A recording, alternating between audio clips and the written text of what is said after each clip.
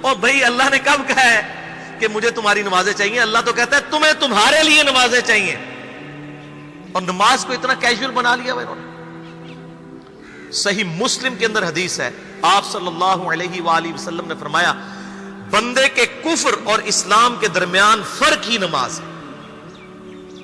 جو نماز پڑھتا ہے وہ مسلمان ہے، اور جو نماز نہیں پڑھتا وہ پاکستان کے شناختی کارڈ میں مسلمان ہے، اللہ کی ڈیفینیشن میں وہ عملاً کافر ہے۔ صحیح مسلم انٹرنیشنل نمبرنگ کے مطابق 246 نمبر حدیث ہے، آپ جا کے پی ڈی ایف کھول لیں اسلام 360 میں جا کے 246 نمبر حدیث صحیح مسلم کتاب الایمان چیپٹر میں کھول کے دیکھ لیں کہ بندے کے کفر اور اسلام، شرک اور اسلام کے درمیان فرق ہی نماز ہے۔ آپ بے شک اپنے آپ کو مسلمان کلیم کرتے رہے، لیکن وہ شناختی کارڈ والا مسلمان ہے، نکاح طلاق والا مسلمان ہے، اس کا جنازہ بھی پڑھ دیا جائے گا، پیدا ہوگا اذان بھی دے دی جائے گی، اللہ کے حضور وہ مسلمان نہیں ہے، وہ بس کلمے کا ہی ہم احترام کرتے ہیں، ادروائز تو عملاً کافر ہے وہ۔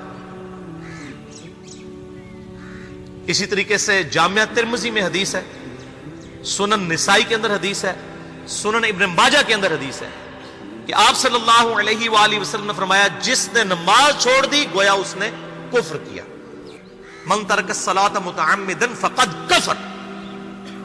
اس سے زیادہ اور کیا سخت بات کی جائے کہ کسی کو یقین آئے کہ جس نے جان بوجھ کے نماز چھوڑ دی اس نے کفر کیا۔ اب جان بوجھ کے یہ نہ سمجھیے گا کہ جی میں بال بچیاں دے وہ کمائی کرتا رہنا تھا، منو ٹائم نہیں ملتا۔ جان بوجھ کی ڈیفینیشن بھی نبی علیہ السلام نے بخاری اور مسلم میں موجود ہے کہ اگر کوئی شخص بے ہوش ہو جاتا ہے یا سویا رہ جاتا ہے، یہ دو آپشنز ہیں، یا تیسرا آپشن ہے وہ بھول جاتا ہے، تو جیسے یاد آئے اسی وقت وہ والی نماز پڑھ لے۔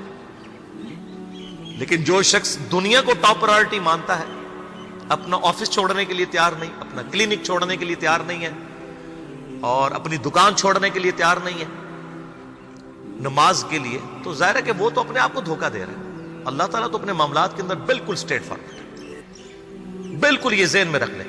جامعہ ترمذی میں صحیح سند کے ساتھ موجود ہے، عبداللہ بن شفیق تابعی رحمہ اللہ تعالیٰ کہتے ہیں کہ صحابہ کرام علیہم رضوان صرف نماز کے چھوڑنے کو ہی اعمال میں سے کفر سمجھتے تھے، یعنی وہ کسی کو نماز پڑھتا ہوا دیکھتے تھے تو کہتے تھے یہ مسلمان ہے، اور کسی کو نماز پڑھتا ہوا نہیں دیکھتے تھے تو وہ کہتے تھے یہ کافر ہے۔ یہ جامعہ ترمذی ہے، یہ کوئی سٹوری بک نہیں میں سنا رہا آپ کو۔ مسند احمد میں صحیح سند کے ساتھ حدیث ہے، نبی صلی اللہ علیہ وآلہ وسلم نے معاذ ابن جبل سے فرمایا معاذ اللہ کے ساتھ کسی کو شریک نہ ٹھہرانا، خواہ تمہارے ٹکڑے ٹکڑے کر دیے جائیں، تمہیں سولی پہ چڑھا دیا جائے، تمہیں آگ میں جلا دیا جائے، اللہ کے ساتھ کسی کو شریک نہ ٹھہرانا، اور معاذ نماز بھی نہ چھوڑنا، کیونکہ جس نے نماز چھوڑ دی اللہ تعالیٰ کے ذمہ کرم سے وہ نکل گیا، اللہ کے حضور اس کے لیے کوئی حصہ نہیں ہے جس نے نماز چھوڑ دی۔ کتنا کرٹیکل ایشو ہے۔ اور اسی طریقے سے مسند احمد میں یہ ایک اور حدیث ہے کہ آپ صلی اللہ علیہ وآلہ وسلم نے فرمایا جس شخص نے اپنی زندگی میں نماز کی حفاظت کی، قیامت والے دن وہ نماز اس کے لیے نور ہوگی، نجات ہوگی، اور اس کے حق میں دلیل ہوگی، اور جس نے نمازوں کی حفاظت نہیں کی اس کے لیے قیامت والے دن کوئی نجات، کوئی نور اور کوئی دلیل نہیں ہوگی، الٹا اس کا حشر قارون، فرعون اور ابی ابن خلف کے ساتھ ہوگا، والعیاذ باللہ تعالی۔ یہاں تو ہم کہہ دیتے ہیں یا اللہ جو کچھ بھی ہے تیرے محبوب کی امت سے ہیں، یعنی اے اللہ ہم نے تو اپنی اصلاح کوئی نہیں کرنی، ہمیں اسی طریقے سے ہی قبول کر لیں، والعیاذ باللہ تعالی۔ اور کچھ ویسے علماء کا بھی اس میں بڑا برا کردار ہے کہ انہوں نے نماز کو بھی اتنا مشکل فرض بنا کے پیش کیا ہے کہ ایک عام آدمی کے لیے، اور جو دنیاوی معاملات کے اندر بھی انوالو ہے، اور کسی ایسی عورت کے لیے جس کے کئی بچے ہیں، مطلب اس روٹین کے اندر اس نماز کو مینج کرنا مشکل ہو جاتا ہے۔ ہمیں تو عشاء کی صرف 17 رکعتیں بتا دی گئی ہیں، حالانکہ 24 گھنٹے کے اندر ٹوٹل نماز کی رکعتیں 17 ہیں جن کی اکاؤنٹیبلٹی ہے۔ اور میں یہ بڑے یعنی وثوق کے ساتھ ایک ذمہ دار مبلغ کی حیثیت سے یہ بات کر رہا ہوں۔ آپ صحیح بخاری اور صحیح مسلم کھول کے دیکھ لیں، فرض نمازوں کی تعداد جو ہے وہ 5 آئی ہے، اور ان کی رکعتوں کی تعداد بھی بیان ہو گئی ہے۔ فجر کے 2 فرض، ظہر کے 4 فرض، عصر کے 4، مغرب کے 3 اور عشاء کے 4، اور سفر میں سارے 2 فرض ہیں، مغرب کے 3، یہ ٹوٹل 17 رکھتے ہیں جن کی اکاؤنٹیبلٹی۔ باقی جنہ گڑ پاؤ گے انہ میٹھا، وہ ساری نفلی عبادت ہے، وہ بخاری اور مسلم دونوں میں حدیث ہے، جس نے فرض کے علاوہ 12 رکعتوں میں استقامت کی اور وہ 12 رکعتیں آپ صلی اللہ علیہ وآلہ وسلم نے پڑھ کے بھی بتائیں. اور امہات المومنین میں سے سیدہ عائشہ نے، سیدہ ام سلمہ نے، سیدہ ام حبیبہ رضی اللہ عنہن نے روایت بھی کی کہ 2 فجر سے پہلے، 4 ظہر سے پہلے، 2 ظہر کے بعد، 2 مغرب کے بعد، 2 عشاء کے بعد. یہ 12 سنت موقدہ جس نے یہ پڑھی اسے جنت میں محل ملے گا. اگر کوئی نہیں پڑھتا تو گنہگاری والا معاملہ کوئی نہیں ہے. اسی طریقے سے اس کے علاوہ ایک اور وطر کی نماز ہے جو سنت موقدہ ہے. وہ سیدنا مولا علی رضی اللہ تعالیٰ عنہ علیہ السلام کا قول ہے کہ وطر سنت ہے، سنت ہے، سنت ہے، مگر اسے مت چھوڑو.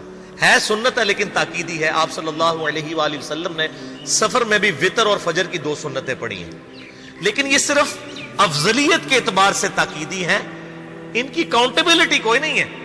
البتہ یہ ضرور ہے، سنن ابی داؤد میں ایک حدیث ہے کہ جس کی قیامت والے دن فرضوں میں کوتاہی نکل آئے گی تو اللہ تعالیٰ فرمائے گا میرے بندوں کی جو نفلی اور سنت عبادت ہے اس کو تول لو اور فرضوں کے ایکویلنٹ قبول کر لو.